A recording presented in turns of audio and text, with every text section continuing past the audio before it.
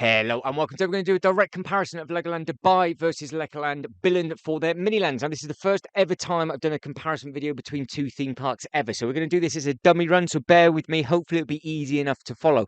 If this is something that you enjoy and you'd like to see more of, then obviously please let me know in the comments below, because I am hoping to do this a lot more for all the future theme parks that I go to in the 2023 period. Now, how this is going to work is that the big video, which is currently Legoland Dubai, will flip every minute with the smaller video, which is currently Legoland Billund, and we'll literally just play spot the difference between everything. So obviously the two big differences to start with is that Legoland Dubai is all indoor for their Miniland section, and the theme park basically runs around the outside of their Miniland, whereas you can see that Legoland Billund is all outdoors. Now currently we're actually looking at the airport at Legoland Dubai, so you can see the size of the runway, size of the planes, size of the terminal, and the massive planes that are dangling off the roof and the ceiling. Now, better luck than judgment, because hopefully on the minute now we'll go straight to Legoland Billund, and you can see we're actually at the Billund airport as well, and you can just see how the planes and everything scale completely differently compared to what we've just seen at the Legoland Dubai park. Now, the second big difference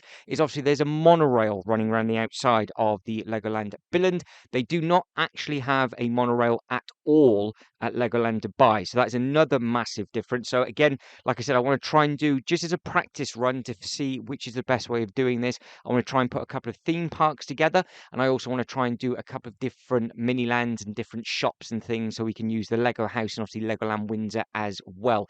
So fingers crossed this is going to be easy enough to follow, but like I said, on the minute, every minute, the big picture will go to small, the small picture will go to big, and we'll just flip it around. Now, both these videos are taken from the latest visit that I went to. Both of these are actually from 2022. We're actually at the Brickle Treat event for Legoland Billund, so I know they've added in 1 and 2 new things. The park has just recently opened for the 2023 season.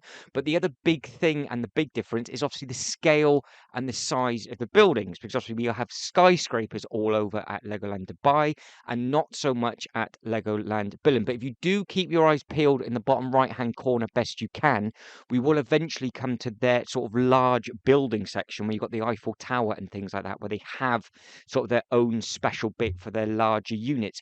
Now, it's quite interesting because if I was able to then just quickly add in a bit of footage from Legoland Windsor, I'm not going to, so it'd be far too clever for me currently.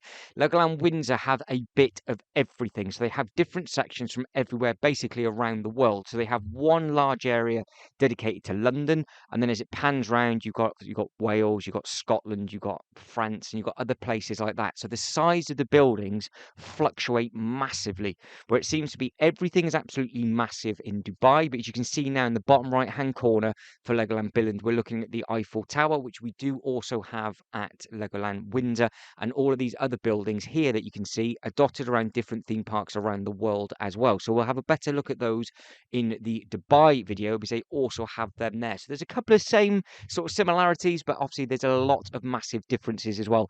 If you just take away the theming for the Halloween, because it's just, like I said, it's just the latest visit that I went, so the googly eyes and things like that won't normally be there. But there's another big difference as well between the two, because the fact that Legoland Dubai is actually indoors, it allows them to do light shows.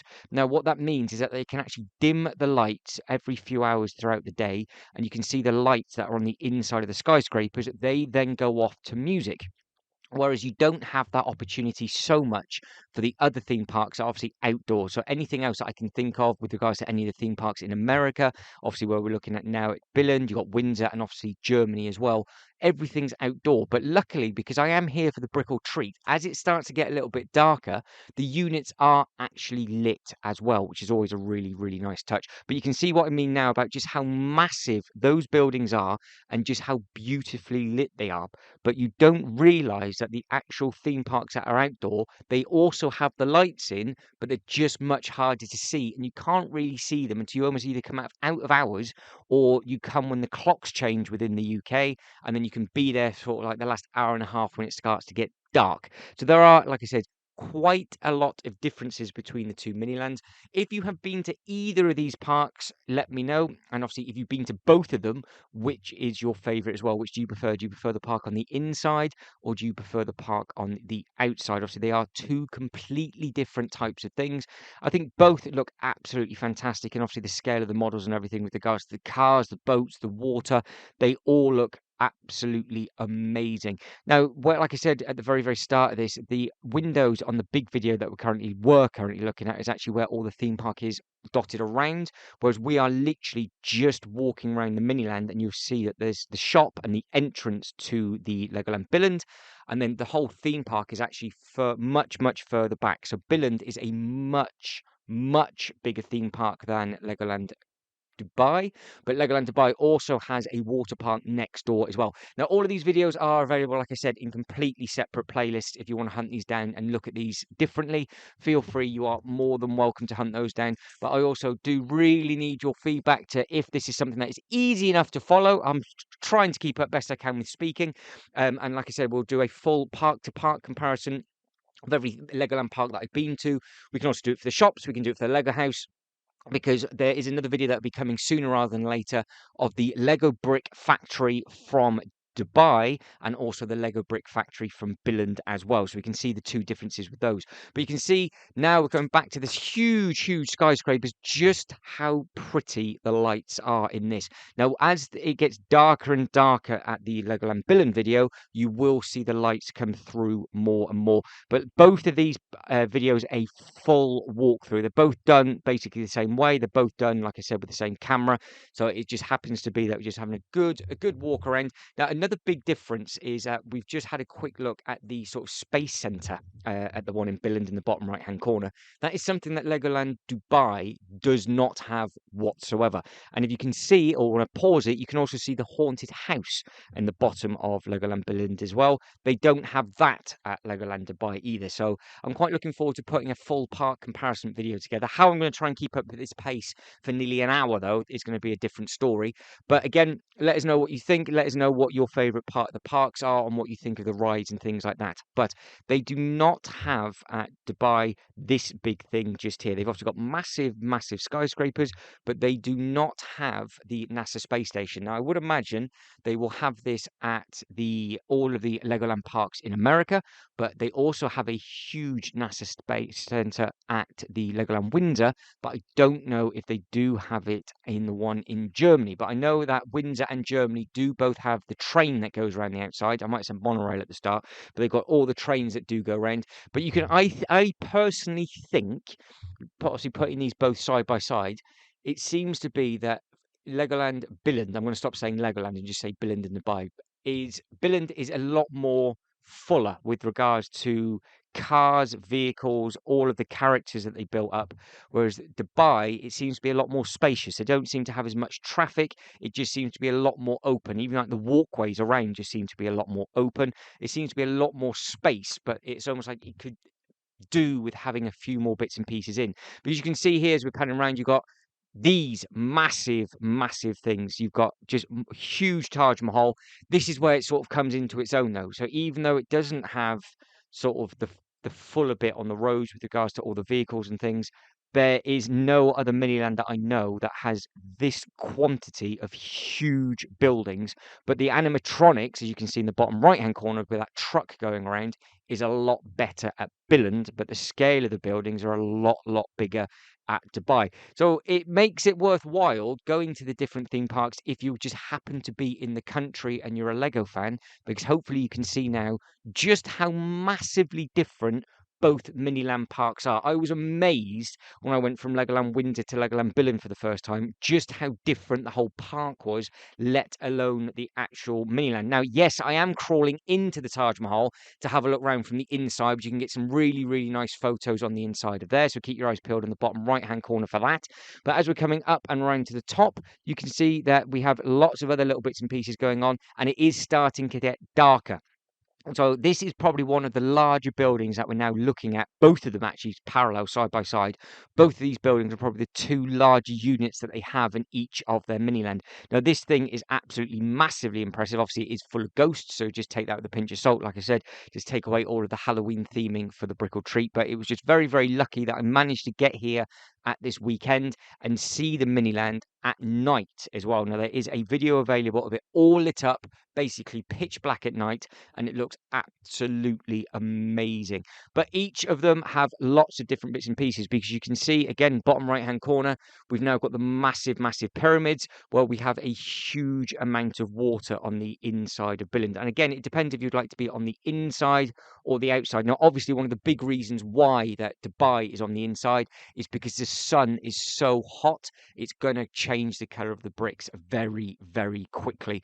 Because again, another big difference between the two parks is that when I do put these videos together, you have a lot of these sort of big Lego umbrella type things that you can walk underneath for a huge amount of shading, whereas you don't tend to have that at any of the other parks for some reason, because they would work perfectly well with regards to shelter for rain as well as the sun. But again, this huge area that we're walking around is all one massive display. Like I said, it is on a monstrous scale, but you can see just how big it is, but they don't have a huge amount of bits and pieces going on this one, because obviously it's in the desert and you've got all the horses and things. They are there, and you can see the other massive statues that they've got. Now, again, they have this at Legoland Windsor, but on a much, much smaller scale. But they've actually taken it from the American bit because they've got it in Las Vegas. So again, they've sort of taken different ideas, taken different statues from everything. It just looks brilliant, I think. I think it does look very, very, very effective. But I think the only thing that Dubai might be missing is the little fairground section. It's nothing massive. It's just that little thing there down at the bottom. They have a much larger version of that actually at Legoland Windsor, because they've got it at Santapod. And I do believe they have quite a large one at Legoland Germany as well. But they just don't seem to have it at Dubai. I don't know if it's just because it's a culture thing, because don't forget, you're going to see different things when you go to different places around the world. And that's why I think this works quite well when you put all these side by side. And I am really looking forward to trying to get over to Singapore and do the other theme parks that are dotted around the world as well. Obviously, I'll upload them as separate uploads, and then we can do this kind of thing as well, where you can do a direct comparison of both. But what we're going to do is we're going to stick with Billund for another couple of minutes or so, because we've nearly run out of footage for Billund. So we're just going to walk around now, basically to the entrance. You can have a look at the shop, see all the other little bits and pieces that there is left, and then what we'll do is we'll then jump back to Dubai for the last couple of minutes for the one in Dubai. But we're now looking at two big things. So this is one big area. If you look, when we get down to the colourful section, that is Brick Street. So if you've not seen any of my Billund videos before, you have to walk all the way down in a straight line before you hit a section of the theme park. But if you now look at the bottom video, where we're going up and down the buildings, as we pan down the next building, there'll be a door. That door will take you to a completely different section of that theme park. You can obviously do a full horseshoe of the theme park outside, or you can use the Miniland as a direct cut through. So if you need to get out of the sun, you can easily do that. Also, the big buildings that we're looking at in the bottom right hand corner from Dubai, they are also dotted at different places around the world. But back to Billund, you can see that we're now just coming up to the entrance. So both of the Minilands are very, very close to the entrance so it's something that is quite similar. But I think the theming at the entrance of Dubai, I think, is a little bit better. I think it's almost one of the better places that I've seen for theming with regards to a lot of the parks. You've got a lot of the nice, colourful bits and pieces, obviously, in Billund, but there is a lot more of it, and there's more models and all that kind of thing at the one in Dubai, which is quite surprising. But I think they both look absolutely fantastic, and they both do have big, large shops. So that is something else that I will be sharing with you very, very soon. And hopefully I've got them both coming from the outside, so you can actually see the fascia on those. But we are basically almost out of time for the one in Billund. So what you're seeing now, that'll just disappear, and then it'll go to a full section of the one in Dubai. But as we pan round Dubai, are there any buildings that you've enjoyed seeing so far? Because these big bits here are absolutely enormous. Now, you saw the bit to the right hand side, that is actually a section there was nothing there, and hopefully if and when I go back, that will be then rebuilt. But if we just spend a little bit of time looking at the external part of the building, so not so much of the Miniland now, you can see the different doors where they've got like the blue banner above. So I can see 3 of them now. That will take you, like I said, to completely different sections of the park. If you wanted to use this as a cut through and get out of the sun, obviously you can do. That is one massive advantage of having this structure because of how they built it. It's very, very clever because you do have to come in, I do believe, and just go into one of the doors. And what you can do is then do a full horseshoe shape, and then they feed you back into the mini land for you then to sort of escape and go down the middle. So if you like that kind of thing, if you like that from a structural point of view where you can easily just get to the shop and then come back out, let us know. Or do you prefer a much more open park with regards to just being able to walk around and do all the little bits and pieces? Now, each one of these obviously are massive, massive scale. Some of them do have a little bit going on. Some of the animatronics were not working at the time because the COVID regulations, yes, that horrible word, was still very, very well alive and kicking, and they had everything taken away. All the buttons and everything were out and are off. Everybody had to wear masks, and this was, like I said, filmed at the start of 2022. So all of the animatronic push to play buttons and everything like that had all been ripped out. So they weren't even covered over. The buttons had been physically removed. So it would be something where I'd like to go back in a non-COVID sort of time and just see exactly what is going on with regards to all of the bits and pieces that do work. Because I think that, again, even though there's bits and pieces, like I said, it looks almost a little bit sparse in places, and that's sort of a bit of a nasty word as well. I also think that this actually has some of the most animatronic things going on with regards to you getting things going, because you've got a lot of horse and cart chariot races and a lot of other little bits and pieces. This very, very much reminds me of the walkthrough attraction at Legoland Windsor for the Star Wars section, where you would walk around and there was either massive amounts of things to look at, or you had to push a button to set it all alive. And I think where we're stood now, there where all the buttons are, but you can see what we've just walked into and just how beautiful the actual skyscrapers are. And like I said, if you wanted to get some really nice photos and you timed it rightly, when they do sort of dim the lights down ever so slightly, you can really see the flashing lights pop. And then if you just wanted to sit down and just watch all of the music sort of lights as well, because they do play a certain soundtrack, which again, I have got a light show from here going, but I've just had to use non-copywritten music instead, because obviously they use copyright music, so I couldn't play with that. But you can see how all the lights are sort of to the beat of the music. Bit of a better thing to the outside there, just on the right hand side, you can see where that leads us to. And as we keep on going round, you've got all of the other bits that we've nearly finished. So we've nearly done a full loop. We've done a full loop of the middle, and then we've nearly done the big loop around the outside. So all of this is yet to be seen. So you haven't missed any of this when we've been doing the comparison. This is just the slightly longer one. There is some more detailed videos of both of the ones from Billund and other parks around the world where I've used a slightly different camera. Some of the videos are up to an hour long where we've tried to look at all the details and all the castles and everything, but it was almost impossible with the one in Dubai because it was just so dark in places. The camera did not like it whatsoever, and it was just all blurry and horrible. Even you can see the GoPro's just a little bit laggy because it is a lot darker in here than what it looks like, just for them to be able to give that effect of all the lights coming through the buildings. Now, the main walkway out to the entrance is where that red light is, just to the right hand side. So you go through a big slidey door, and then takes you up to where you've got a pick-a-brick, and then you've also got the Lego store as well. But these bits here is a really sort of almost like the most colourful section with regards to smaller buildings. This is almost on the same scale as what we've just been looking at Billund, but again, there's no cars or anything going around. But I don't know if that's because they're all supposed to be on a push button and they've taken them all away, or they just haven't added in that many vehicles. To me, the roads look really, really bare. I don't know why, but then again, they could have obviously been doing a load of maintenance at the same time. So if this is your local park, let me know. Let me know if they've added in loads more vehicles. Let us know what's supposed to be happening with that. But guys, I am slowly starting to run out of time. Like I said, if you've liked this format, let me know. If you'd like to see more of them, I'd love to do them. I think I've actually enjoyed putting this one together. But if you could like this video and subscribe to the channel, that'd be absolutely fantastic. Like I said, there's multiple Legoland playlists available if you want to hunt down more videos. But guys, as always, thank you very much for watching. You lot take care, and I'll see you at the next one. Ta-da.